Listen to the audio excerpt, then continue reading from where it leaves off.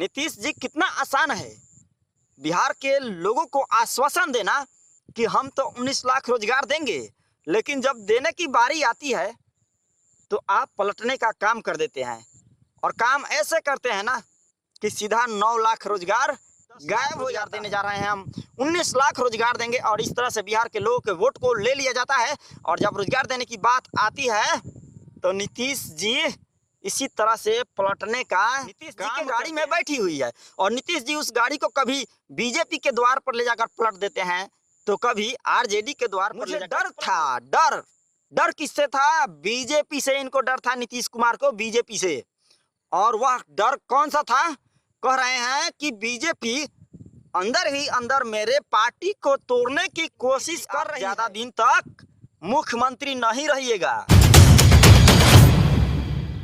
नीतीश जी 19 लाख रोजगार बिहार के लोगों को देना था और आपने एक ही पलटी मार करके 10 लाख रोजगार देने वाले के पास चले गए। मतलब कि नीतीश कुमार ने एक पलटी में 9 लाख रोजगार को गायब कर दिए। बीजेपी एनडीए सरकार ने यह दावा किया था, वादा किया था कि हम बिहार के लोगों को 19 लाख रोजगार देंगे। वहीं तेजस्वी यादव कह रहे थे कि हम तो 10 लाख देंगे।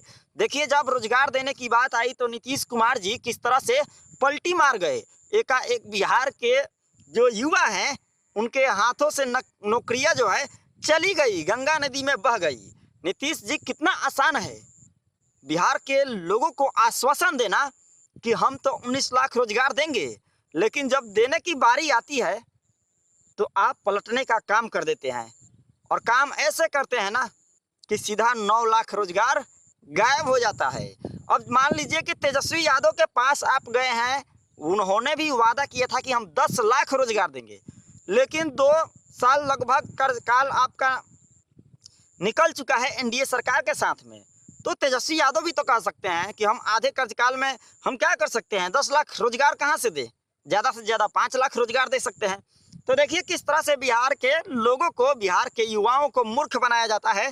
जब वोट का समय आता है, जब इलेक्शन का समय आता है, उस समय बिहार के लोगों के वोटों की बोली लगाई जाती है कि हम 10 लाख रोजगार देने जा रहे हैं, हम 19 लाख रोजगार देंगे। और इस तरह से बिहार के लोगों के वोट को ले लिया जाता है। और जब रोजगार देने की बात आती है तो नीतीश जी इसी तरह से पलटने का काम करते हैं और पलट करके किसी दूसरे पार्टी के साथ जाकर सरकार बनाते हैं। समझिए, जिस राज्य में कोई अस्थाई सरकार नहीं है तो उस राज्य का आप विकास समझ सकते हैं।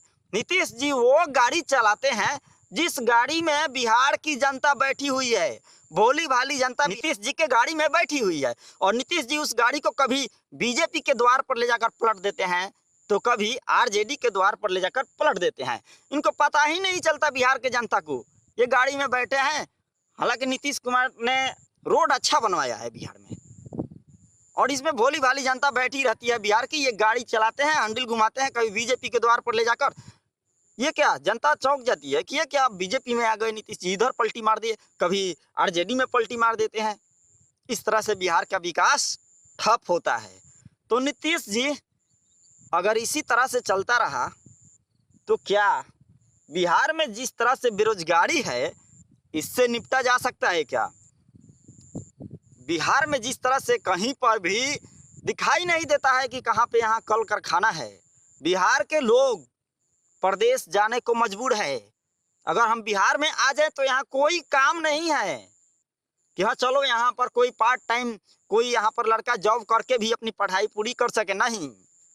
यहाँ पर यहाँ के छात्र, यहाँ के लड़के पूरी तरह से अपने माता पिता पर ही डिपेंड होते हैं और एक कलम से लेकर कॉपी तक खरीदने के लिए अपनी माँ या फिर अपने पिता से ही पैसे मांगते हैं। हमने कई जगहों पर देखा है, जैसे कि मैं दिल्ली में भी रहा हूँ, मुंबई में भी रहा हूँ। वहाँ के कुछ ऐसे बच्चे होते हैं जो पार्ट टाइम जॉब करके भी अपना खर्च मैनेज कर सकते हैं, लेकिन बिहार के जो लड़के हैं ना, पूरी का पूरी खर्च अपने माता पिता से लेते हैं। और यहाँ पर रोजगार का कोई मामला है ही नहीं। आपने एनडीए के साथ में 15-20 साल गुजार दिया, लेकिन कारखाना यहाँ नहीं लगा। तो आप इसी तरह से पलटी मारते रहिए और विकास को नीचे दबाते रहिए। हालांकि नीतीश कुमार जी एक बातें कह रहे थे कि मुझे डर था, डर किससे था? बीजेपी से इनको डर था, नीतीश कुमार को बीजेपी से। और वह डर कौन सा था? कह रहे हैं कि बीजेपी अंदर ही अंदर मेरे पार्टी को तोड़ने की कोशिश कर रही है।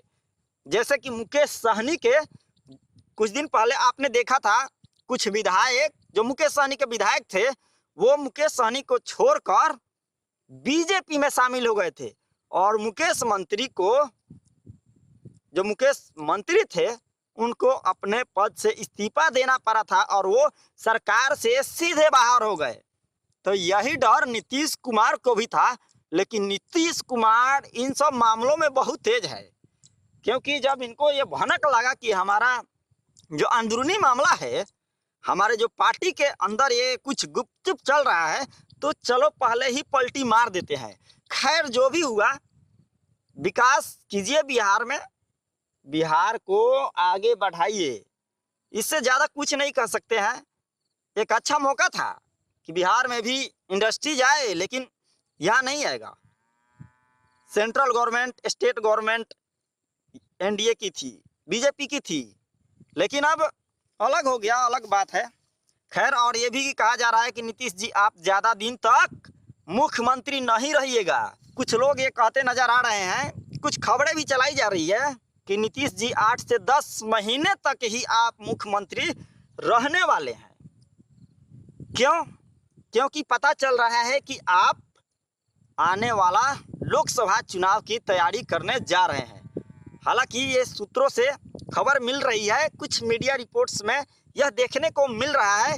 इस पे दावा नहीं किया जा सकता, ना ही मैं कर रहा हूं, लेकिन ये अनुमानित है कि आप 8 से 10 महीना तक मुख्यमंत्री रहेंगे। उसके बाद शायद हो सकता है कि आप प्रधानमंत्री के चुनाव की तैयारियां शुरू कर दे। शराबबंदी की वजह से नीतीश कुमार से बिहार में बहुत सारे लोग नाराज थे, लेकिन अब नीतीश कुमार जी जब पलटी मार गए हैं, तो कितने लोगों को यह लगता है कि नीतीश कुमार ने यह सही कदम उठाया है, और कितने लोगों को यह लगता है कि नीतीश कुमार ने यह गलत कदम उठाया है।